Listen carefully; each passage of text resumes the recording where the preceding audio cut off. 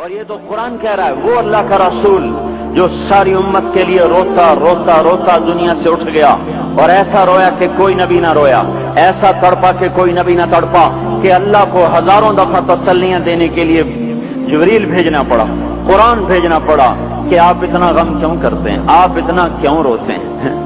ایک دفعہ میں نے وہ آیات جمع کی تھی جن میں اللہ تعالیٰ نے اپنے نبی کو تسلی دی ہے، وہ اتنی بن گئی کہ ان کو لکھنا مشکل ہو گیا میرے لیے۔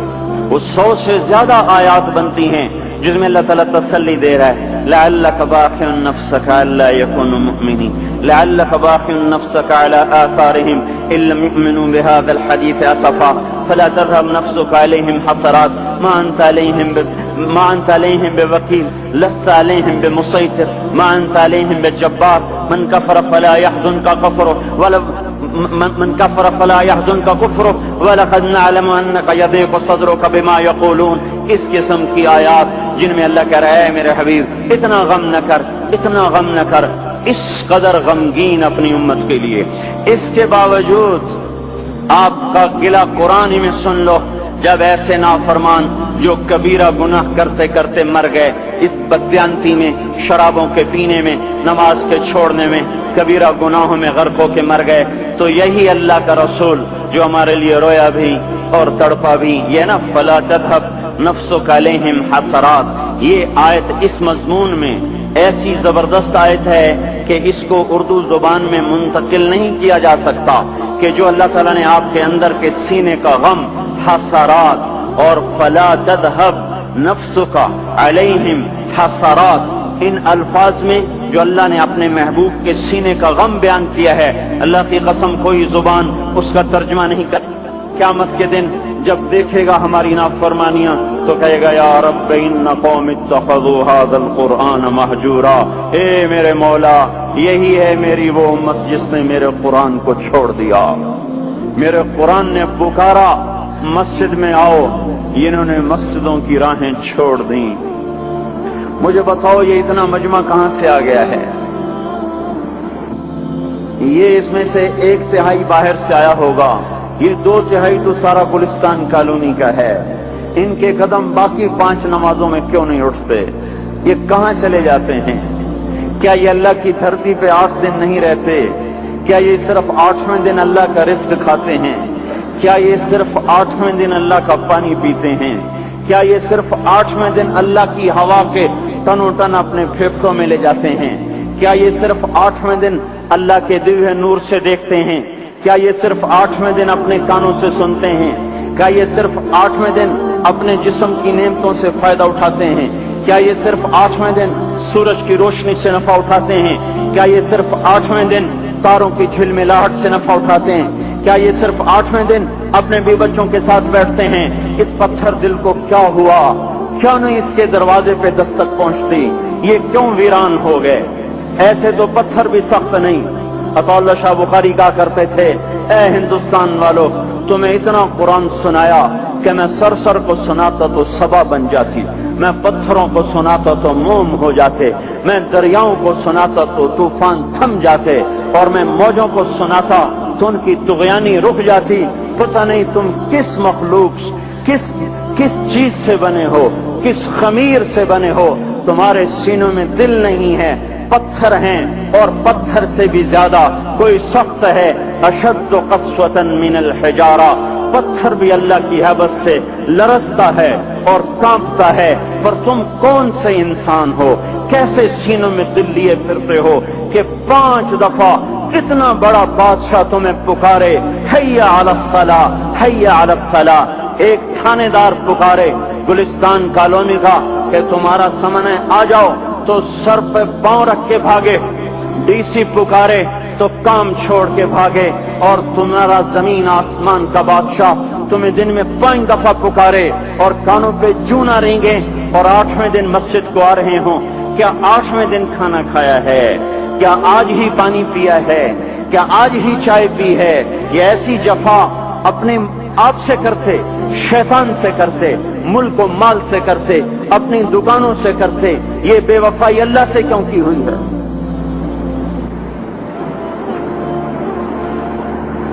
جس زمین پہ سجدہ نہ ادا ہو، इससे बड़ा भी कोई जुर्म है। जिना करने को गुनाह समझते हैं, नमाज का छोड़ देना जिना से बड़ा जुर्म है। रिश्वत खाने को गुनाह समझते हैं, नमाज का छोड़ देना रिश्वत खाने से बड़ा जुर्म है। कत्ल करना बड़ा गुनाह समझते हैं, नमाज का छोड़ देना कत्ल से बड़ा जुर्म है। सजदे ही का तो इनकार किया था शैतान ने। शैतान ने कोई जिना किया था, कोई कत्ल किया था, कोई शराब पी थी, कोई जुआ खेला था, क्या किया था, कोई शिर्क किया था। शैतान सजदे का इनकारी हुआ। एक सजदे का इनकार करके वो हमेशा के लिए मरदूद हो गया। उस मुसलमान को होश नहीं है जो रोजाना दिन में 5 दफा 20 सजदों का इनकार किए बैठा हुआ है और फिर आराम से रोटी खाता है, आराम से चाय पीता है और आराम से कह लगाता है और आराम से अखबार पढ़ता है, आराम से बीवी के पहलू में लेटता है। एक सजदे का इनकार होकर शैतान हमेशा के लिए मरदूद हुआ। जिसने फजर का इनकार किया सजदों का, फिर जोहर के सजदों का मजाक उड़ाया, फिर असर का मजाक उड़ाया, फिर मगरिब और इशा का मजाक उड़ाया। घर में नमाज पढ़ना भी चलो ना पढ़ने से तो बेहतर है, पर ये भी नमाज का मजाक ही है। और 8वें दिन सर पे टोपी रख के आया। 8 दिन जिसने इतने सजदों का इनकार किया, वो इस बात से नहीं डरता कि कहीं अल्लाह उसे मरदूद न कर दे। तो क्या होगा उस दिन जब जिन बच्चों की खातिर या जिस नफ्स की खातिर अल्लाह के बगावत की कि उठा नहीं जाता, आया नहीं जाता, गर्मी बड़ी है, सर्दी बड़ी है, अंधेरा बहुत है। क्या कब्र के अंधेरे याद नहीं हैं? क्या कब्र की गर्मी याद नहीं है? क्या जहन्नुम की आग भूल गए? क्या जहन्नुम के अजाब भूल गए? क्या जन्नत की नेमतें भूल गए?